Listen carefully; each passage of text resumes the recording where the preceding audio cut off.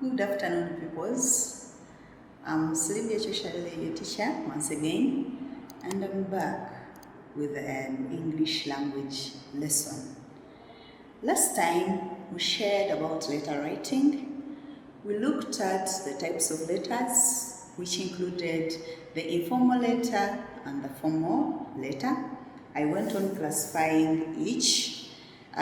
Specifically, we talked about the informal letter and how we can write informal letters and to whom we can actually write the informal letters. We shared about that.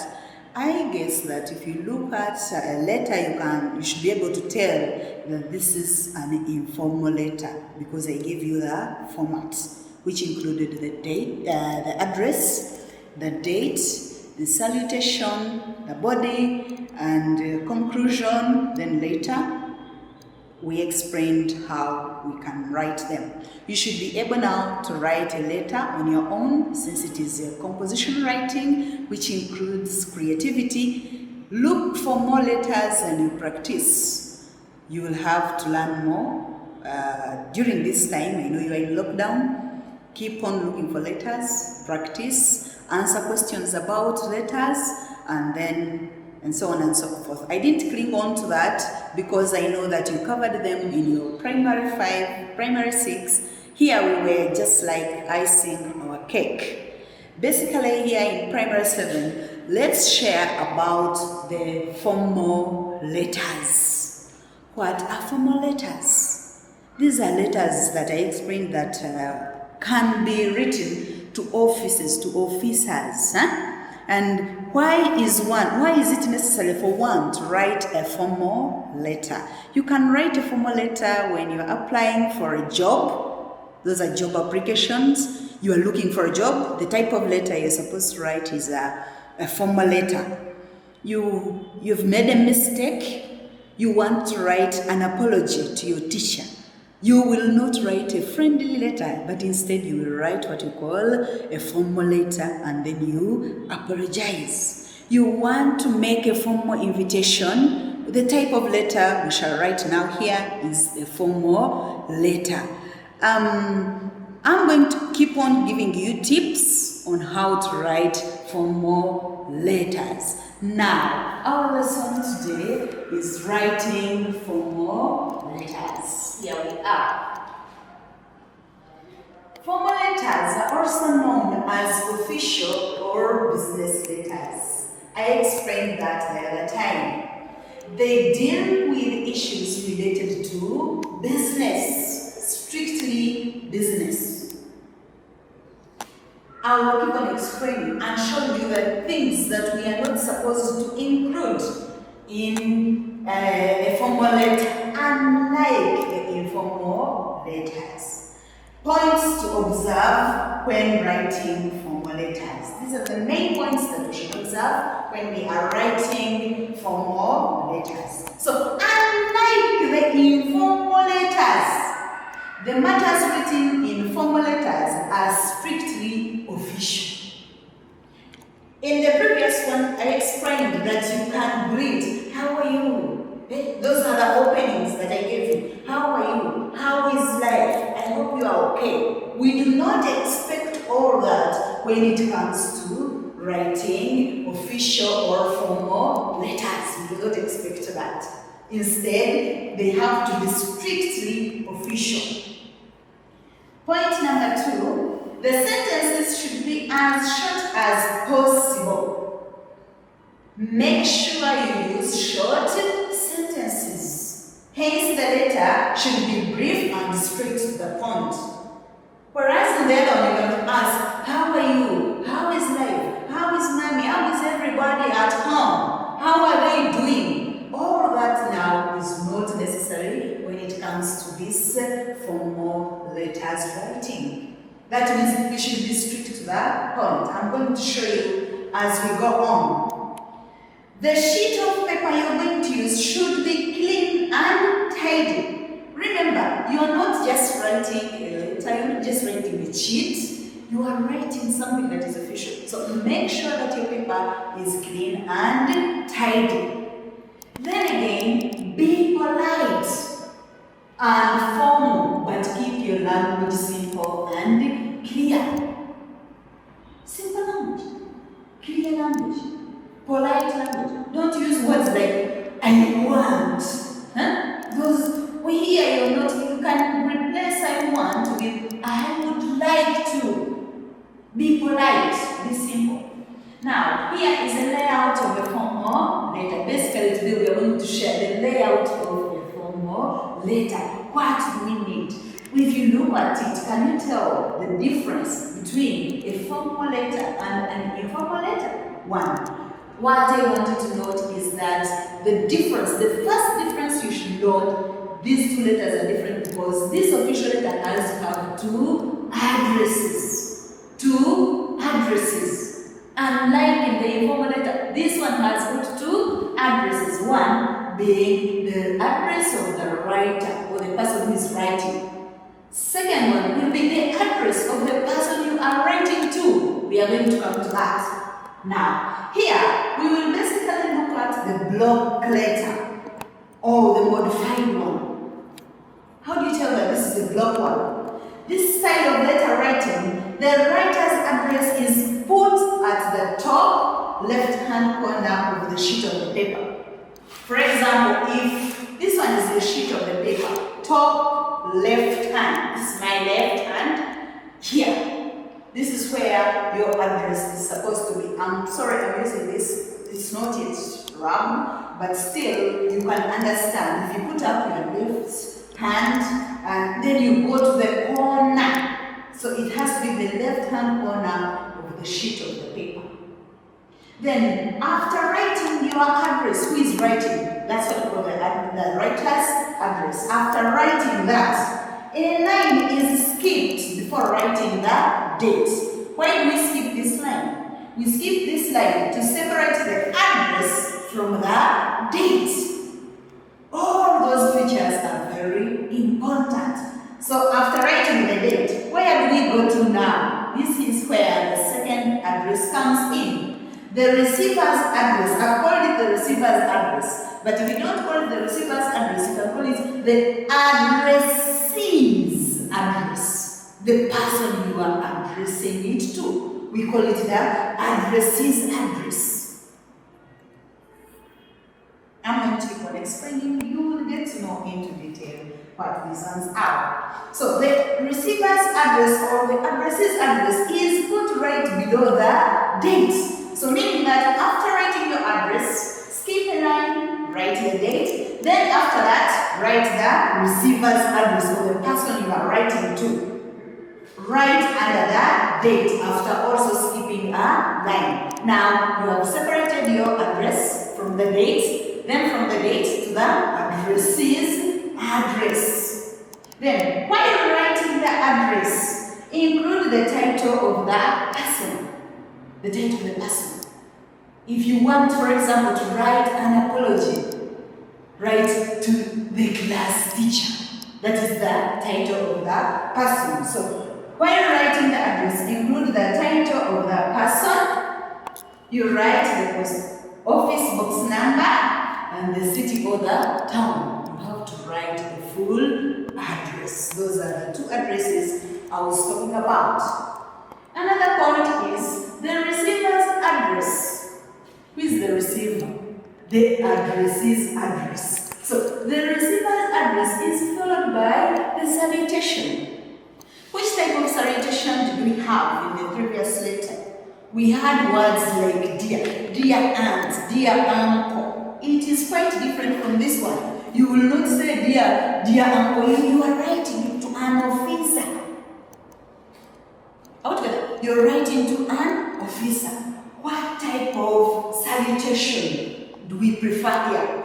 So, it is followed by the salutation most preferably dear sir or dear madam.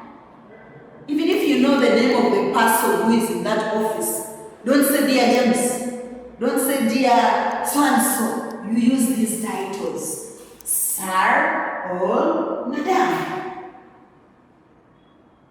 Meaning that as we go on, we have seen that we have written our writer's address, the date, Then the address is address. After that, this is where the salutation now does what? Comes in.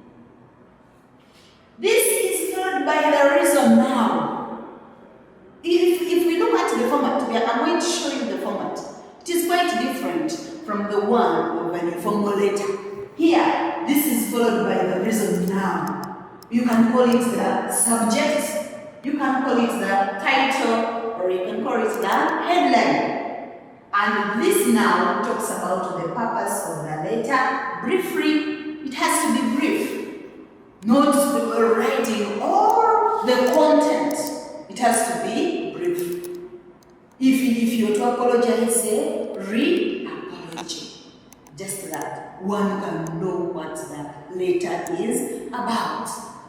If it is a job application, you write it re-application for a job. That is the subject, that is the title, that is the headline.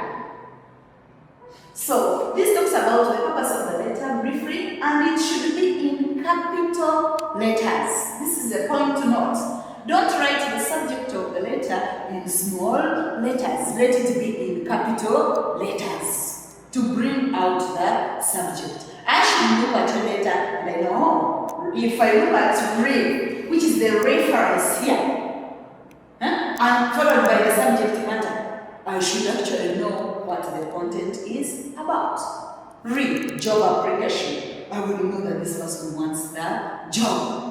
So this one now brings out the subject, and it comes immediately after writing the salutation in our official letter. Next point is the introduction should be as clear as possible. Like I've told you that you have to stick to the point. Now that you have introduced the subject matter, it is not necessary to greet. No, it is not necessary to how are you, how is life, all that now here is irrelevant. You can now tell, if it is apology, you can say, I hereby apologize. That is our introduction now. I hereby apologize for doing this and this. Okay. So the introduction should be as clear as possible and brief as well. And it should attract the reader's attention. Use the right language.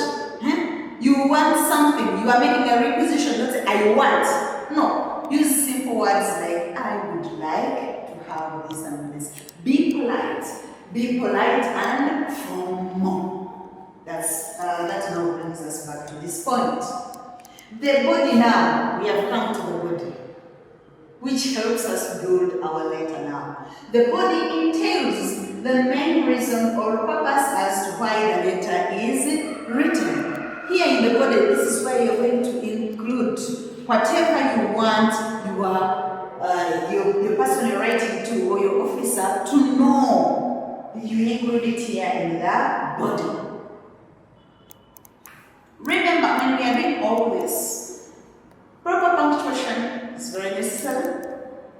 Remember to paragraph everything as you are writing. Separate them using the paragraphs. Now that I've said that the body entails the main reason or the purpose. Just like in the informal letters, we also had the body which included the aim of writing, the objective of writing. It also applies here. Now, after writing the reasons as to why you're writing, you come to the conclusion. What does the conclusion require us to do?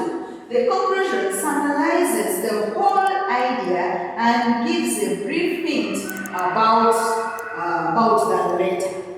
It gives the brief hint about the letter or what the person expects. Now, if the receiver was addressed as dear sir or madam or dear madam, the complimentary clause should have yours faithfully. If this person you are writing to is very well known to you, you can as well use a complimentary clause as yours sincerely, meaning that this person you are writing to actually knows you. But if that person does not know you, does not know your conduct or anything, then it is advisable to use this complementary closing as yours faithfully. Then you can also follow it with the signature. Here, after writing yours faithfully, what should follow now is your signature. Some people like doodling, making the line at work as their signatures. This time around, what do we encourage you to do? To write your signature, you all know that even if you write your name, beginning with a capital letter, followed by small letters, capital letter, in full, that one is your signature. Your name in small letters. Here we emphasize that you can follow it with a signature or the writer's name in small letters. Meaning that after your complementary closing, what comes next is your signature, which is your name in small letters, and it has to be full name. If I'm Choshale Sylvia, my signature will be Choshale Sylvia. I can't just write Sylvia. That can't be the signature. Write it in full. Then the name in capital letters is written at the end, meaning look at that closing. After writing the signature, then there comes the name. The difference between the name and the signature. Here your name has to be written in capital letters as you conclude your letter. If it is an application letter asking for a job, remember we are going to look at all those types. This is just an introduction. Now, if it is an application letter asking for a job, there is what we call the referee, the person who knows you best. That's what we call the referee, the person whom they can contact. So that they ask about you. Remember, you're looking for a job. So referees can be included right below the body.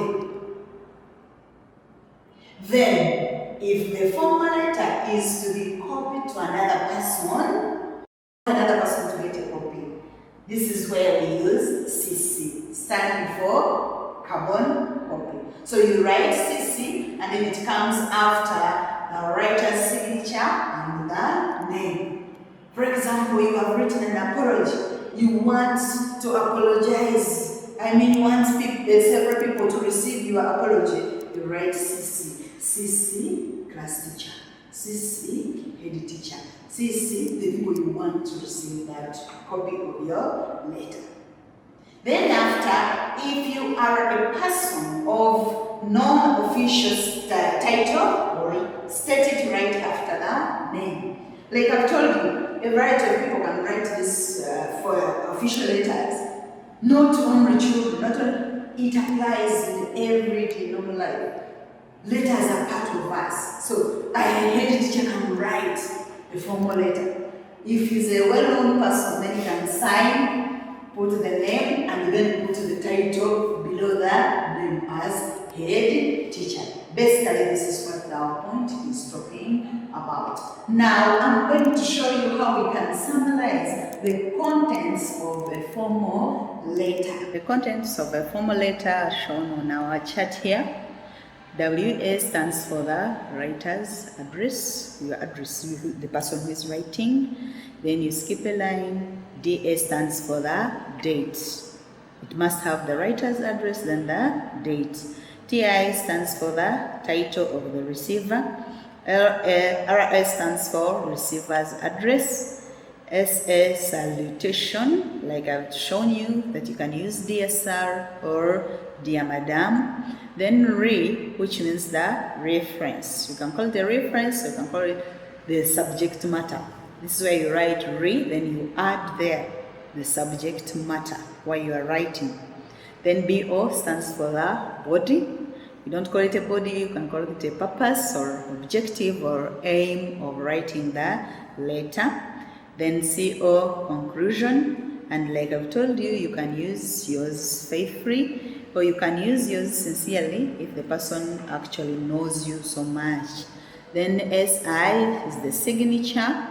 Like I've told you, the signature has to be your name in small letters. Then A, NA then stands for the name. Actual name has to be in capital letters, like I've told you. Then the other areas to consider when we are writing formal letters, I've told you that punctuation is very necessary. Then paragraphing, each of them has to have a paragraph. The spelling check, you have to write correct spellings and make sure that your language flow is also appropriate. Once you conclude like that, then you will be through with how to write the formal letter. Once again, I've been teacher Sylvia Choshavidi.